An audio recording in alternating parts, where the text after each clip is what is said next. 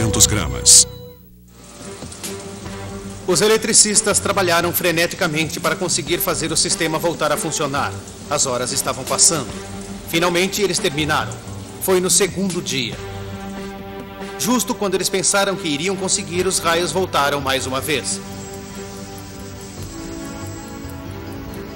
A ponte ainda estava a 6 metros de seu destino. Eles estavam prontos para continuar. Mas o tempo não havia feito o que queria com a ponte das Petronas. 3 vezes, os guindastes ficaram parados como se lutassem para levantar a ponte e levá-la até seu local final. 3 vezes, os circuitos nos controles queimaram. 20 horas de tensão se transformaram em terríveis 36 horas. O sucesso estava tão próximo, embora tão longe. Finalmente, o tempo lhes deu a tão necessária pausa, e finalmente a ponte alcançou o final de seus 170 metros de altura. Era o momento da verdade. Será que os cálculos estavam certos? Será que a ponte caberia em sua estrutura massiva? Finalmente, algo deu certo. A ponte coube perfeitamente. O alívio tomou conta de todos. As pessoas perguntavam, o que vamos fazer agora? E eu, como bom americano, respondia, vamos para a Torre 1. John e sua equipe continuaram o trabalho na ponte. Os últimos 3 metros eram apenas de aço aberto, sem barras em volta. Depois, vinha um espaço de 1 metro, de um lado a outro, com uma queda de 150 metros abaixo. Eles pularam, foram as primeiras pessoas a passar de uma torre a outra. As Petronas agora podiam ser consideradas os arranha-céus mais seguros do mundo. A incrivelmente inspiradora ponte significou que cada uma das torres tinha uma rota de escape pela outra torre. A estafante corrida entre as 2 torres para ser o edifício mais alto do mundo havia alcançado seu estágio final. Era dezembro de 1995. Faltavam apenas algumas semanas para terminar o exterior das torres. A competição estava quase no fim. No início, John Dunsford estava em desvantagem na Torre 2, mas agora era a vez de Bob Pratt descobrir como é chegar em segundo lugar.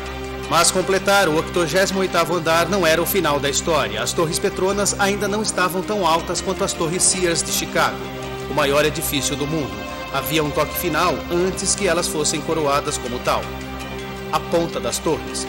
A Ponta das Torres seria responsável pelo título de edifício mais alto do mundo dado às Torres Petronas.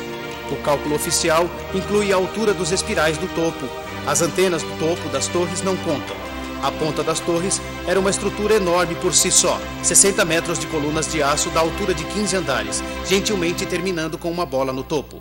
Elas foram feitas fora do país, uma delas veio da Coreia e outra do Japão.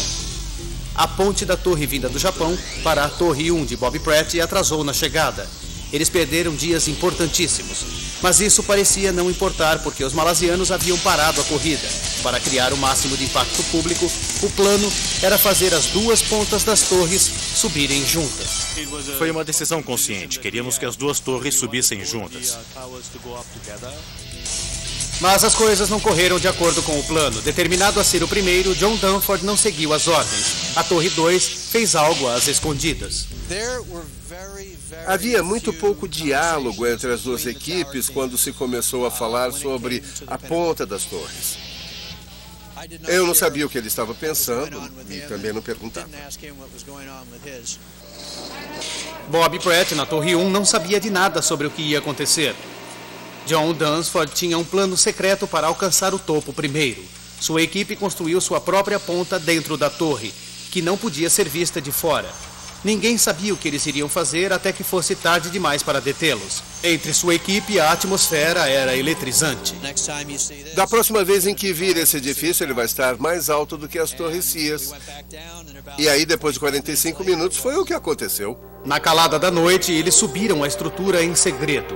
A Torre 2 era a mais alta do planeta. Liguei pro Bob e deixei uma mensagem. Eu disse: Ei, Bob, só queria que você soubesse, são 3 da manhã. Agora somos mais altos que a Torre Sears. Esse é o edifício mais alto do mundo. A vitória da Torre 2 era clara. A Torre 1 comemorou seu término uma semana depois. O título de edifício mais alto do mundo agora pertencia a Kuala Lumpur. Eles haviam completado as torres dentro do prazo de 6 anos. Antes ainda. Foi uma conquista assombrosa. As torres foram notícia imediata. Acho que as Torres Petronas são algo espetacular. A silhueta única e inspiradora se tornou o símbolo do país e de toda a região. Essa era a minha esperança. Chegar perto do que a Torre Eiffel é para Paris.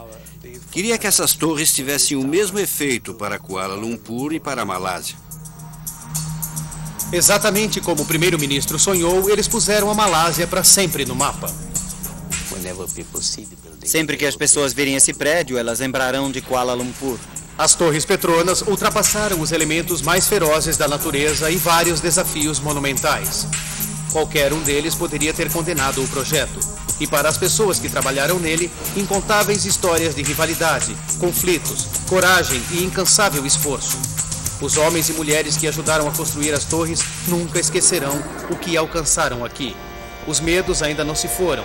Mesmo para os novos edifícios desafiando o título das Petronas, os perigos de uma estrutura super alta aumentam a cada dia que passa. Os eventos de 11 de setembro chamaram a atenção para a questão da segurança desse tipo de construção, tipo marco histórico.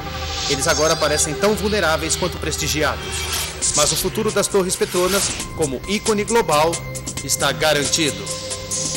Essas são construções diferentes de quaisquer outras, por dentro e por fora também. Os riscos e os 6 anos de luta valeram a pena. As Torres Petronas conseguiram. Elas são uma mega estrutura única e gloriosa.